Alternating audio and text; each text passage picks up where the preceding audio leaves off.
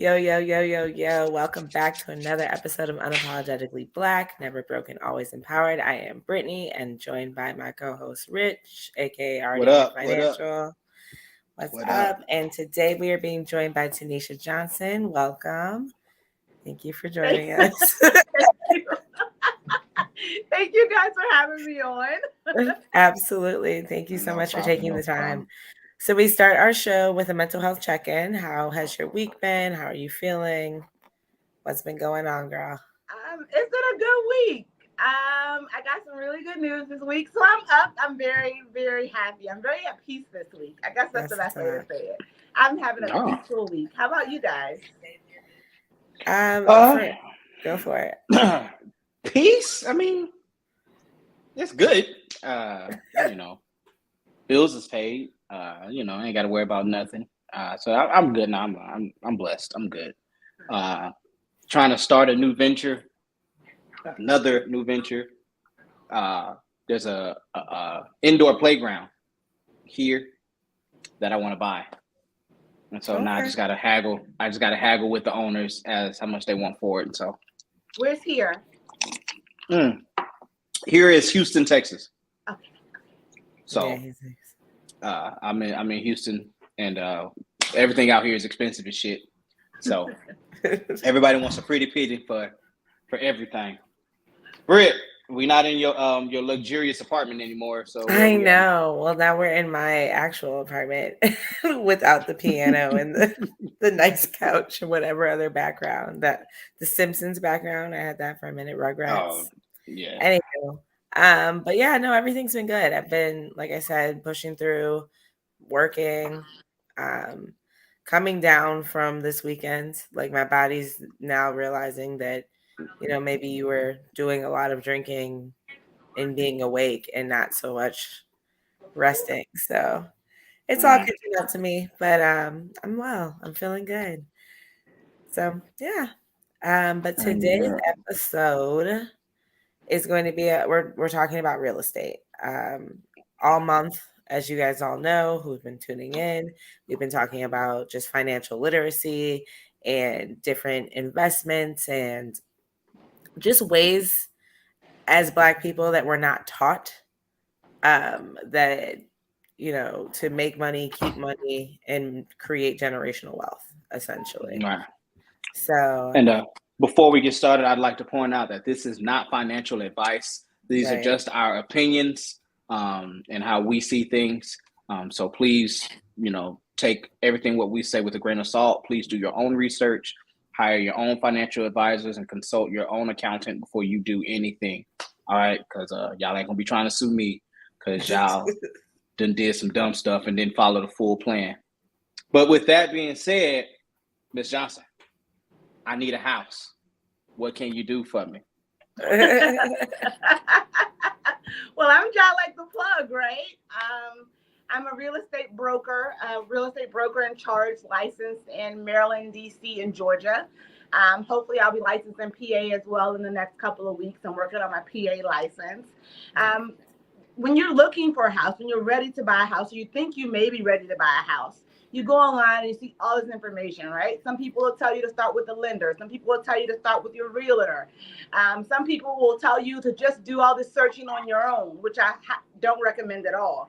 I like to tell people, if you're thinking about it at all, to please start with your real estate agent or your real estate broker, right? Your real estate agent should know all of the programs that are going to help you, right? So if you're interested in down payment assistance, or you need seller help, or just the process, your real estate agent really is the plug, and they're going to know the process from A to B. They're also going to know different lenders for different situations, right? So maybe you'll go to one lender and that lender will tell you no, but that doesn't mean you're actually not qualified. That just means you don't meet the qualifications for that lender, right? You don't know that if you go straight to a lender. I really recommend starting with the real estate agent and then letting us guide you on your way, because I'm going to know exactly who you need to talk to for what situation. Is there like a baseline requirement when it comes to buying a home and things of that nature? Is there like a baseline, or is every situation different? Nope. Baseline for FHA homes or for FHA mortgages is going to be 580. FHA does go down lower till about 550, maybe even 500 in some cases. But in those instances, they typically require a higher down payment. Typical down payment for an FHA loan is 3.5%. So if you're looking at less than a 580, or if your credit score is less than a 580, then you are probably going to be paying maybe 10%, maybe 20%. To be able to purchase the home. So borderline, I recommend that people have a 580 or higher and be prepared for at least a 3.5% down payment. Man, so if we're talking, let's say round numbers, $500,000 house, you're talking about 20% of 500,000, which is what, 60?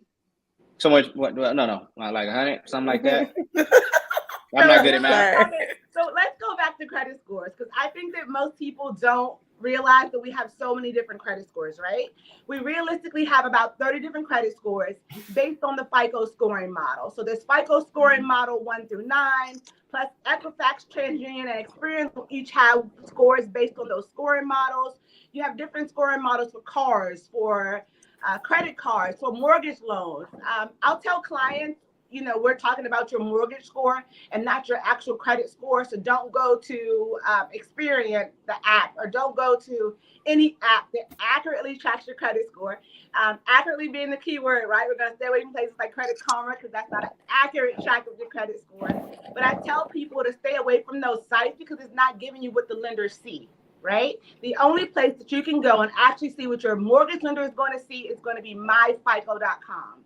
MyFICO.com is going to give you all of your credit scores. So anytime somebody says your score is this, you can go in the system and say, oh, they must have used FICO scoring model 8 or 9 or 5. So when I am mentioning a 580 or higher, I am mentioning a 580 or higher based on your mortgage scores, your middle mortgage score, not your actual credit score that you would see like on a credit card or on an Experian app. So it's important for people to know that we have so many different credit scores and that the score that you're looking at is probably not the score the lender is looking for. You're going to need to know your mortgage scores or actually talk to a mortgage lender to know what your scores are. So do different things affect your mortgage score than, other scores? Does that make sense? That is a valid question. So I like to tell people all the time, who the hell knows what Experian or Equifax or TransUnion is doing when it comes to calculating scores, right? Of course, we get this model that tells us that 30% is your history and 10% is new credit or 10% is something else, right? So we have that scoring model, but it truly makes no sense, right? There's no way anybody outside of a credit bureau can tell you that this is what contributed to your score being this amount, right? Especially with bucketing and rebucketing, meaning people that have had the same amount of credit for the same time being scored the same way, right? But somebody with newer credit or older credit being scored a different way. There really is, like that whole 30% here, 35% there, 15% here. I don't even think it matters at this point because there's no way for us to accurately count what the score should be. If you're trying to clean up your credit or kind of maintain your credit, make sure you pay your bills on time and make sure you keep your credit scores below 30%. At least 60% of the score is supposed to be, right? It's supposed to be your history, your payment history, and how much of your credit you're using. So if you stick to those two guidelines, you should be pretty good on maintaining your credit. What have I been saying these last 3 episodes? He feels validated. Every guest has said the same thing. So the credit bureau says 30%. I say 10. Keep your utilization under 10%. Pay all your bills on time. That's the quickest way to see a change in your credit score. Pay off some credit cards. That I'm telling you, that's one of the biggest things that they see. Also, a lot of stuff that people don't know are the LexisNexis. So when you talk about renting and things like that, so like there is a history for your rental history, whether you're in an apartment, a home, or anything like that. And that's a company that most people don't know about when it comes to checking your LexisNexis and things like that. You Google that stuff and make sure that you guys are understanding because you'll be I repair people's credit. So I'm disputing things left and right. And then people are trying to figure out, well, how did you get this removed? I'm like, well, obviously I didn't go to the regular bureau. I had to go and check you know, not just your regular credit report, but I have to check your LexisNexis. I have to check all of this stuff just to see like, oh, hey, you know, you've been evicted, my brother. That's why you can't get, that's why won't nobody else give you an application for a home. You've been evicted. That's why. Yeah. So, you know, but that stuff don't show up on your credit report. Or somebody's probably had their repo removed from their credit report, but it's still somewhere else. So it still shows up. And that's why your auto score, your FICO 4 is low, you know? So that's, but I mean, I've been trying to tell them this stuff. I've been giving them game all month and they just look at me like I'm crazy. So if you're preaching this stuff, I'm really happy that you are. I think that we are so behind as a people financially, right? Like we don't know what we're supposed to look for, and we also don't know who to ask and who to trust. And then too often we don't do the research on our own, right? Because all this stuff is readily available online. Like if you Google it, it'll tell you that this is how credit scores are broken down, or this is how many credit scores you have. But so often we don't look into the information, and we're going to be behind forever if we don't start getting ourselves educated on how credit actually works. When to use it, when not to use it, how to use it, right? We'll get it, we'll use it improperly, we'll think it's the end of the world, we don't fix it, we don't try to fix it, we don't call you, right? We should call you to help us fix it, and we don't. So make sure we call me. And then they're talking to me, and I'm like, what are we gonna do with this 400 credit score? Like, we can't do anything, right? Right. So it's so important that we get that financial education, because before you can buy a house, you have to understand your finances and the way credit works. And a lot of stuff people don't understand is you have to have a house before doing a lot of other loans. So you know, when you want to do a really major loan, most banks and most brokers want to see a home loan because they want to see if you're established and you're well versed in getting different types of loans. Can you handle you know, $200,000, $400,000 house mortgage? Can you handle that with, you know, homeowners insurance, you know, HOA fees and all this other stuff, property, you know, insurance and all this other stuff. So like you can't buy a supercar, an exotic car, Ferrari, Lambo, things of that nature. You can't even get a loan if you don't have a mortgage. They won't even give it to you. Another reason I like my FICO is because it actually tells you that, right? It says your score is lower because you don't have a mortgage. Or it'll say your score would be higher if you had a mortgage. That site is amazing for just helping you get yourself together as far as credit and understanding what you should be looking for and doing for your credit. Yep. That's what that's what I use to do stuff. So I'm gonna let you touch on it a little bit, but Brad said your house is equity. And I want to say that is correct. It is true to an extent. What you do with your equity, though, is what's going to determine how well, you know, you do it. So, like, you buy a house today, right? You buy $250,000. 3 years from now, it's worth $500,000. So you have $250,000 worth of equity in your house. What good does that do somebody? So you actually have more than $250,000 in equity because you would have been paying your mortgage, right? So you have more than $250,000 equity. And I don't want people to think because they haven't pulled the equity out of their house that it doesn't do you any good, right? So it definitely does you some good if you decide you're going to sell. That means you're walking away with $250,000 or more if you're selling your home. If you decide you want to start a business, there's home equity lines of credit or HELOCs. There's refinancing and doing a cash out refinance. There's so much that you can do with that equity in your home. But if you don't need it, why pull it out? Like, don't just pull it out to pull it out, right? Like, if you're pulling it out and you're doing something with it, then I say go for it. Okay. I've heard a lot about HELOCs and doing certain things with the HELOC instead of doing a cash out refinance. A lot of people saying just do HELOCs instead.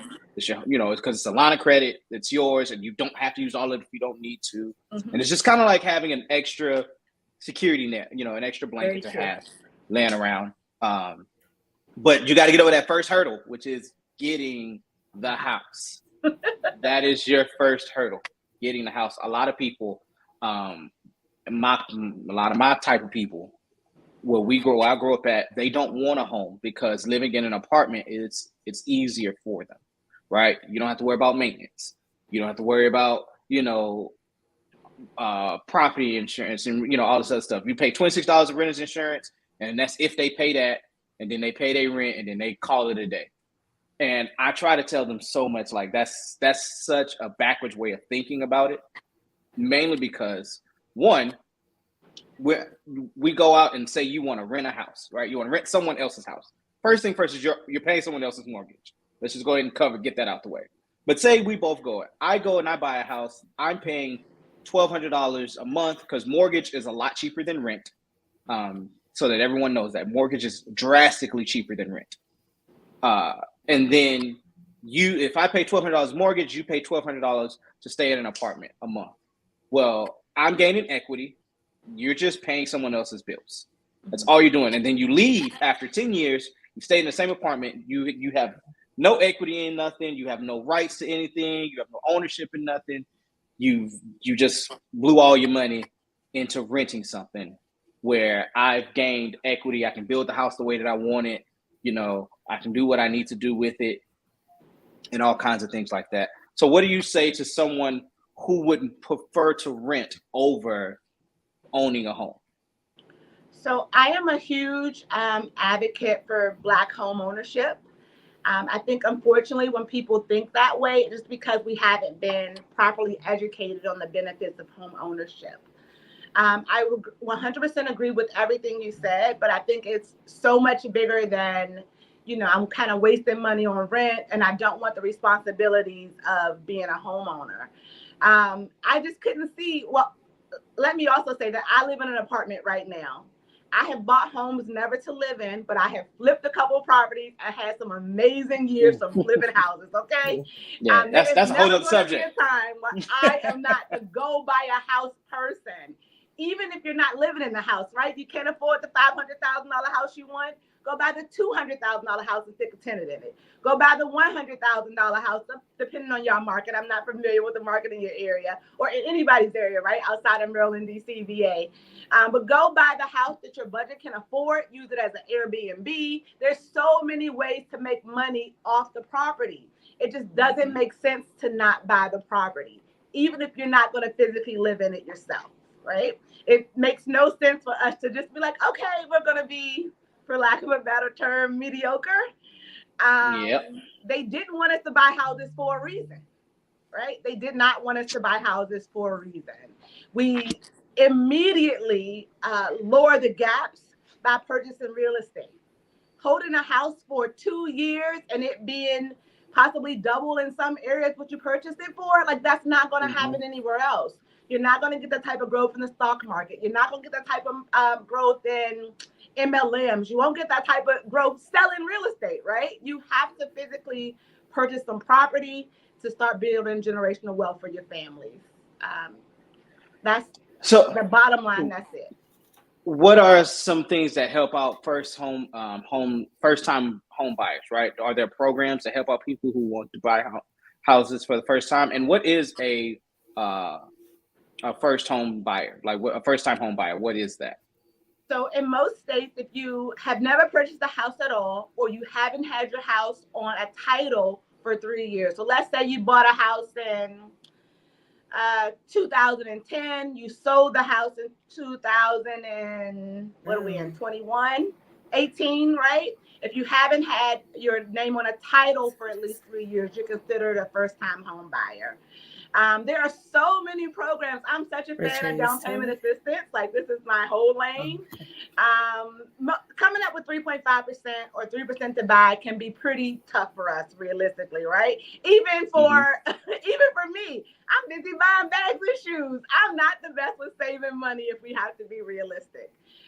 Please take advantage of those first-time home buyer loans and grants. There's so many loans and grants that are either federal, statewide, countywide, townwide, right? That you can use to purchase a home. And those down payment assistance grants or DPAs will typically pay your entire down payment. So you're saving the 3.5%, maybe 3% for you to purchase. And then you're only looking to come up with the other 4, maybe 4.5% you need for your closing costs. And there's ways to get your closing costs reduced as well. There are tons of amazing programs. I really like NACA. I know NACA is countrywide, but there's tons of amazing programs that will take most of the cost off of your plate. I have somebody looking to close end of the month. He's coming to the table with $33. Oh, wow. $33 because he's using a down payment assistance program and he's using seller credit. So there's so many ways to get into the house. Please don't, if money is your deterrent, please don't let it be. And for all my veterans, that VA home loan is legit. I'm telling you, it's legit. It's legit. That VA home loan is the best loan on the market. I'm a veteran as well. That VA home loan automatically don't have a down payment to pay. If you have a disability rating over 10%, there is no funding fee. If you don't have a disability rating, I don't have a disability rating, and you have that 10% funding fee, they'll let you roll it into the loan. There's automatically no PMI. Like VA loans are all love. They're amazing. For us. We're gonna have to cycle back to that. First off, go to the VA and get a disability rating. I don't care if the rating is 0. Go get it. It will help you in the long run. People tell me that like every day. Like, stop playing. There's no such thing. There's no such thing as a veteran that don't have disability. There's no such thing. Very true. I need to get it together. In Texas, at 100%, you no longer pay property taxes. So imagine moving to a high-end area, say Bridgeland, Katy, or something like that out here, your $1 million areas, and you don't have to pay property taxes. Talk about something that's amazing. You got a $500,000, $600,000 house, mortgage might be $2,500 a month, and that's it because you don't pay property taxes. Where your next door neighbor, they paying $3,200, $3,500 a month because they pay property taxes and all this other stuff. So it's I'm telling you, my veterans, there should be no reason why you don't have a home or disability. You should have that too. But what about now? We're going to flip more on the investment side of it, right? Before we move on, can we go back to VA loans? VA loans have no minimum credit score at all. The VA does not have a minimum credit score, so that's important for people to know. If you have a credit, like if you go to a lender and they say they have a minimum on VA credit on VA loans, VA does not have a minimum. There are tons of lenders that do not care what your credit score is for VA loans. So please look into it if you are a veteran and looking to buy a house. Tomorrow we're moving. Us not buying a home. I'm telling you. Tanisha, expect a DM. We're moving. I'm telling you. Let my husband know. There's so much stuff out there for veterans that is crazy. But to flip more towards the investor side of it, right? For me, right, I want to dibble and dabble. I ain't got my feet wet in it yet. But would it be more beneficial for me to buy a single home or a multifamily home? So the multifamily is always going to be my preference, but that question is kind of a individual investor question, right? How much support do you have? Are you going to be hiring a property manager? What are the rents, right? So when new investors come to me, because I'm very much an investor's agent, when new investors come to me and they're looking to buy a property, we go through all of the stats, right? So we're going to look at the purchase price. We're going to look at how much work the house needs. We're going to look at what the rents are after repair, right? So we don't make the decision just based on, hey, single family or multifamily.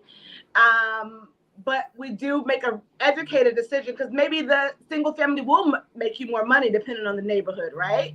I personally prefer multifamilies because if one tenant isn't paying, the other tenant probably is.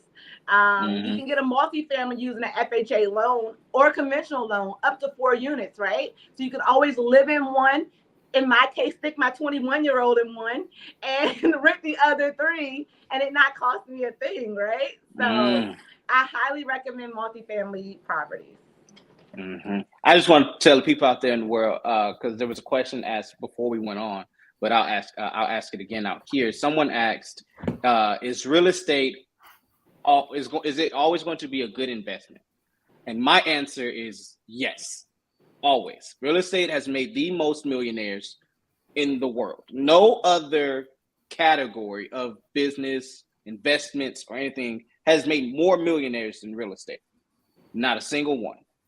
Real estate is the most proven, and someone always needs somewhere to live. people will always need somewhere to live. Eventually, at some point in 2055, we might not need gas vehicles.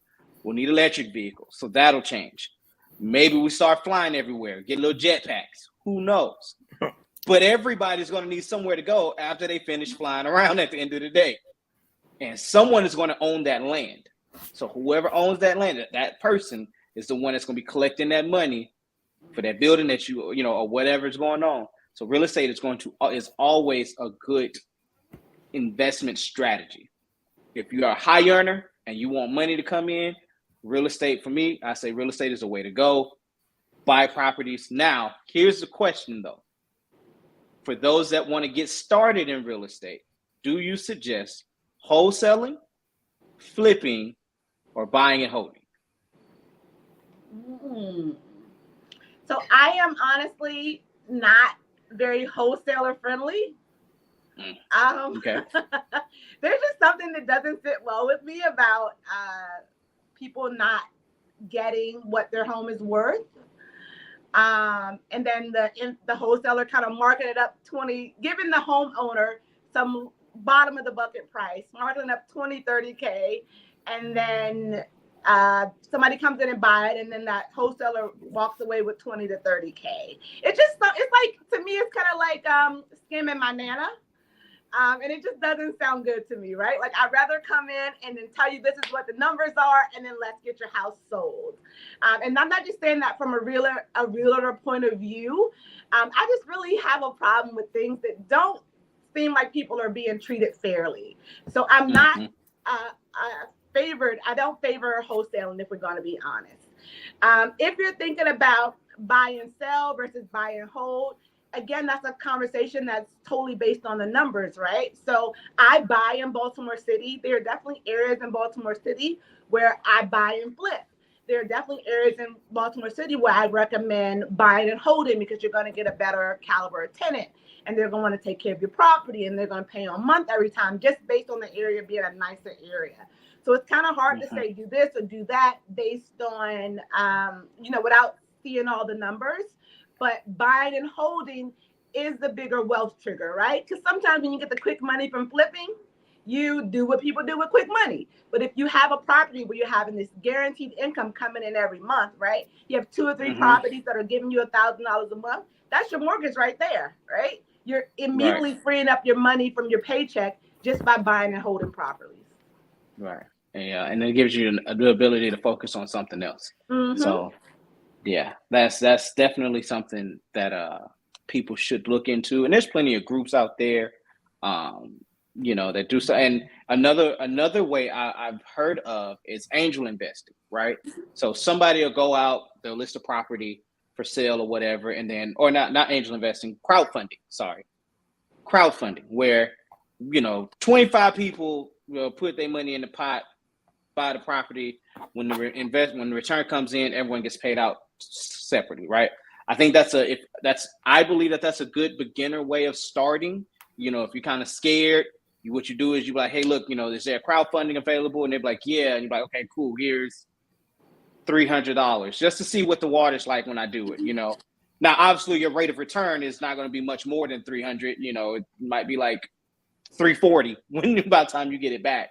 But that it starts to work. And then you're like, okay, well, if 300 turned into 340, what happens if I put in 3,000? Okay, cool. I got back 5,000. Oh, okay, that's a good one. What happens if I put in 30,000? And at that point, you're like, well, shit, skip the crowdfunding. Let me just go and get with somebody, and maybe we can just do a JV on it, or a joint venture. For those who don't know what JV is, we can just go do a joint venture together, and we go and do that. And now you're looking at bigger rates of return. So what are your thoughts on maybe crowdfunding or a better one, a hard money lender? Do you run into those a lot? So I'm a huge fan of crowdfunding. I'm a huge fan of REITs, real estate investment trusts, the same kind of ideas of crowdfunding. I want people to remember, though, that you and your relatives are the crowd. You and your friends are the crowd. So if tax time comes around and you and your girlfriends, it's 5 of y'all, each of y'all put up $1,000 for the down payment, you guys can purchase the property. too often we think that to get started, we have to be doing something really big. We have to be a part of something really big. I'm so sorry. Goodbye, Lulu. You have to be a part of something really big. You do not. You and your friends are literally the crowd. There's nothing from stopping you guys from putting up maybe $200 a week, right? If I put up $200 a paycheck, and then at the end of the year, me and 5 or 6 of my girlfriends have done this, and now we're going to buy a property. That's crowdfunding. You're the crowd. You don't need a whole lot of people to help you, realistically. Right. I also agree with using, you asked me a question about hard money lenders. Hard money lenders are amazing, right? Hard money lenders are amazing, especially for beginning investors. You should be buying the property in your property name. It's realistically a little harder to get a commercial loan than it is to get a hard money loan, right? So I like hard money lenders. Their rates are usually pretty good. There are a couple of national lenders that my clients have used that I really liked. If you have your LLC already set up, because they typically only work with people who have their LLC set up, even if it's your first time investing, I definitely recommend you talking to a hard money lender if you don't have the cash. What are typically their requirements outside of having an LLC and having your business set up? Do they have any other requirements? Do they require maybe a down payment or sort, or do they require maybe higher stakes in the property? What are they like baselines? And I know everyone's different, but just kind of like a baseline for what most would require. So usually you're looking at about a 20 to 30% down payment, depending on the lender. Most of them are going to want you to have a credit score of 620 or higher. Makes sense, right? Because they're about to give you a crap load of money and they're going to be expecting their money back pretty quickly, right? So these loans these aren't 30-year loans. These are usually 6 months to 1 year loans. Sometimes the repairs can be financed into the loans. Most times the repairs are financed into the loans. So they really are looking for people that are going to be responsible. They're definitely going to check your actual income coming in. You're going to have the money to get yourself started. But hard money lenders are amazing in terms of getting you started. So if you are looking to get into real estate investing, you're very new at it, hard money lenders will pretty much walk you through the process. All you really need is the hard money lender and an amazing realtor that knows investors, right? You don't want to just use any realtor because not all realtors are familiar with investment loans. You're going to need somebody who's going to know who to call when the inspector says they won't approve your property. You're going to need somebody who knows who to call when we can't even find the inspector, right? It's important that if you're thinking about investing, you do not use, I don't want to say a regular realtor, that term doesn't sound good, but you definitely want to use somebody who's experienced with investor loans. There's a whole lot more that goes into it than, just buying a property. Right. And speaking of things that realtors should know, do you think that realtors should know at least a little bit about investing side of real estate, or should they just focus on selling houses? So this entire time I've been in real estate, 6 years. I was at my 6-year mark last week, actually. So I'm super excited. Oh, congratulations. Congrats. I definitely feel like I survived as a full-time realtor the last 6 years.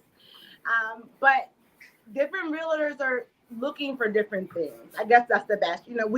People that do this as a full-time career are looking for different things. Some people prefer first-time home buyers. Some people only prefer buyers that are buying at a certain price point. Some people prefer investors. Some people prefer to work with sellers only. I personally don't have a preference.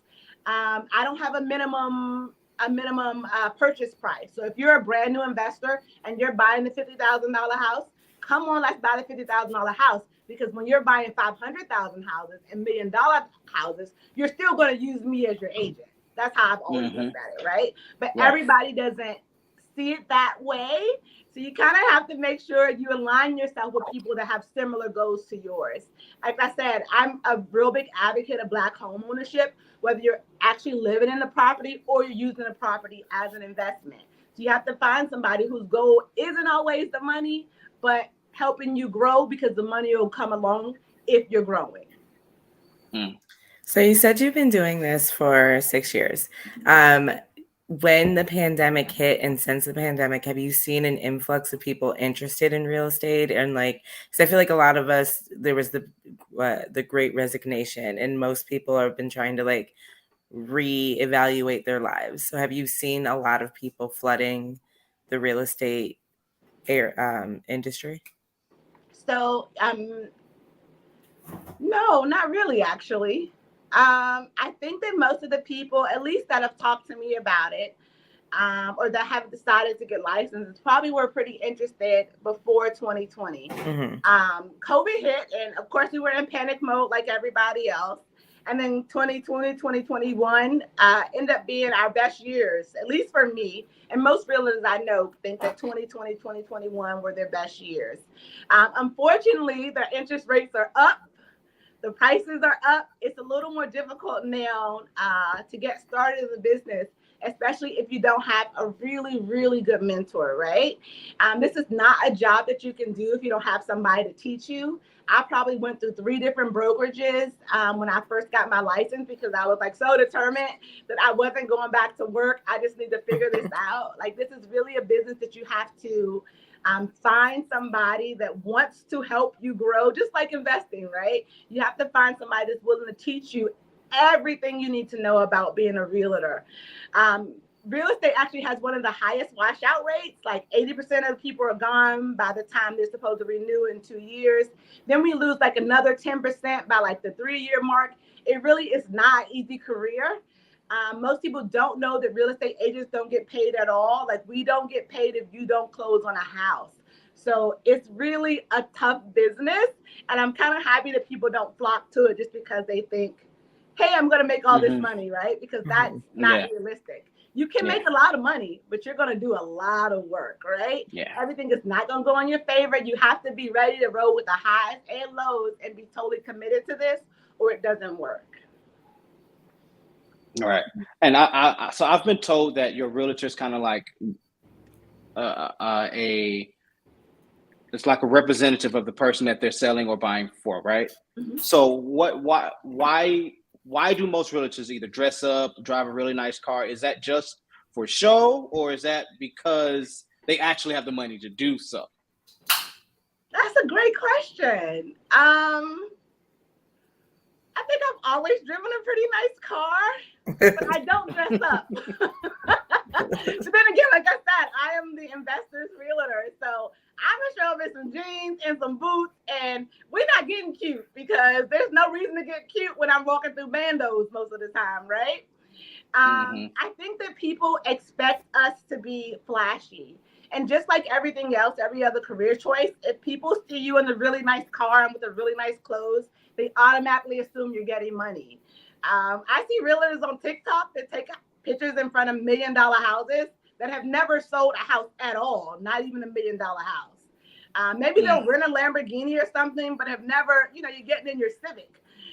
Unfortunately, people see things and they assume you're doing well based on what they see. I don't care how anybody chooses to advertise. I definitely think that you need to do what you need to do to attract the clientele you want. As long as you're educated to help them, then, more power to it, right? You can't be the millionaire's realtor and you're messing up deals. But you can be the millionaire's realtor if you actually know what you're doing, even though you haven't sold $1 million house. But can I be the millionaire's realtor and I drive a 98 Honda Civic? The millionaire's not going to work with you when you pull up in your 98 Honda Civic. You can't even blame us, right? You got to blame the millionaire. Literally, they're going to see you. They're going to see you, and they're going to be thinking, well, this agent probably isn't doing that well, right? Like, when I pull up in my Audi with my top down, people are like, oh, she's so amazing, right? But if I pulled up in my Volkswagen, maybe they would be like, "Oh, is Felicia having money problems?" When you don't look like you are, it sucks because it's going to sound very shallow. But if you don't look successful, people won't believe you are successful. Now, there is a limit to that. People don't just take those words and be like, "Fuck it, go buy a G-Wagon and stunt." No.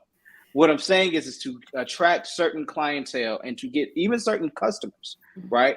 If I want to work with certain people, I have to look a certain way. I was told a story where, hey, you want to meet a millionaire? Go buy a Mercedes-Benz, a brand new one, and then go to the golf course. That's where you'll meet them at, right? But you have to look nice in order to do so. That's where you'll meet them, because then that's where you'll start getting the conversations, meeting the people, creating relationships with people that make, a lot of money. If you look like the bus boy, they're going to treat you like the bus boy. And a lot of rich people are very superficial. They're very shallow. If you look poor, they're going to treat you poor. If you look like you have some type of money, they're going to treat you with better respect. And then, they'll be more willing to do it. Now, a lot of people can fake the funk until they make it. But I also believe that's the reason why a lot of people go broke trying to look rich. It's because they're trying that lifestyle, but they're not just using it effectively. Me personally, I don't do that. I buy the things that I like. It just so happens that I like nice shit. I don't buy it. I don't buy it for them. I buy it for me, and I like driving it. It just so happens to be that way. I am all about buying whatever the hell it is I want, right? And there's so many ways nowadays for people to make money. Like, it's not, you don't have to, you can make money outside of your 9 to 5, right? So I have the Audi, and then I might Turo it a couple of days a month. So I'm making some money off of it. I Turo it for a week. That's my car note, right? I'm good to go. Mm-hmm. I bought the Volkswagen, but I literally haven't seen my Volkswagen since I bought it. It's been Turo the entire time. The bags and shoes, when I get sick and tired of them, I sell them to a resale place. There's nothing at all wrong with buying nice stuff. We can't just be buying nice stuff and just being like, oh, I have it though, right? Like, there's so many ways to make some extra money off of literally everything. So when I'm purchasing stuff, I'm thinking, you know what? I can sell this. I can rent this. I can do this with this, right? I want to go get this fancy apartment. I'm not going to live in the fancy apartment. I'm going to Airbnb the fancy apartment, right? So there's so many ways to get the nice stuff that you want and then make some money off of it. I try not to buy things that I can't make a couple coins off on the side. And that's just a, for lack of better words, that's just a hustler's mindset, right? Like, hey, look, if I'm gonna use it, let's make some money off of it, and so on and so forth. And that's how people stay rich, for lack of better terms. You know what I'm saying? That's how the wealthy stay wealthy. That $1 million mansion that he went to go buy, he's probably bought the $1 million mansion and then probably made $2 million inside the mansion just through hosting parties. Like, oh, hey, like we've seen it. Chris Brown threw a music video at his mansion, and he charged the production crew to use his mansion to shoot his video. It was his video, and he charged the production crew to shoot it at his mansion. Rick Ross does it all the time. Rick Ross goes out and he bought what's that fuck? A Maybach, and he spent $250,000 on it. He bought it, but then as soon as he bought it, somebody calls him immediately. Hey, for $30,000, can I borrow it for 2 hours? For $30,000, I'll borrow it for 2 hours. And he'd be like, yeah, sure, cool. And then like 10 people will call him, and he's like, boom, I bought this thing, and within 4 days, I've already made $300,000 from that car using it back already. It's crazy what you can do. And that's when people, what we talked about last night, knowing the difference between an asset and a liability, and what you use those two things for, that is how you're going to keep money in your pocket or make more money, by turning these things that you do into assets and not liabilities. Yeah, we just got to learn how to be a little smarter financially, right? We're coming around. We have some great podcasts. Your podcast is amazing. You guys are helping people get educated on money. But we have a lot of really amazing sources. Thank God for the internet, I guess, right? We have a lot of really amazing sources where people can go and get educated, right? Because all we need is a little education. And the more educated we get, the more we learn how to spend the money and how to use the credit and how to use our finances, period, how to budget, right? The more we learn how to do these things, the smaller the gap will be. All right. Well, we definitely thank you for joining us tonight, talking all things real estate. But before we leave, let us know, where can we find you? Where can people hit you up? I know you said the DMV area out there, and the weird things between Virginia. That's not Virginia, but it's Maryland, and it's not Maryland. Anyway. Homeless people that don't have homeless people. How can we find you? He's been here one good time. All right. Again, I'm Tanisha Johnson. I am the broker in charge at Real Urban Living. My real estate brokerage is licensed in DC, Maryland, and Georgia. We're working on PA as well, so we'll be licensed in PA within the next couple of weeks. The goal is to eventually make our way down the coast.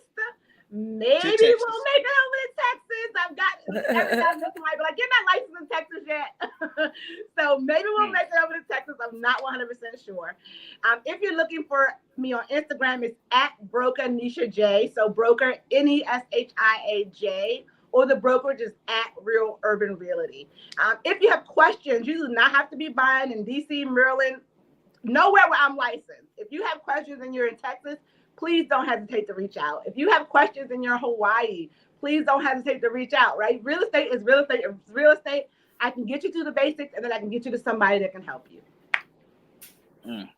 Awesome. But like always, we're sponsored by RDI Financial, where we believe in you can't help broke people being broke.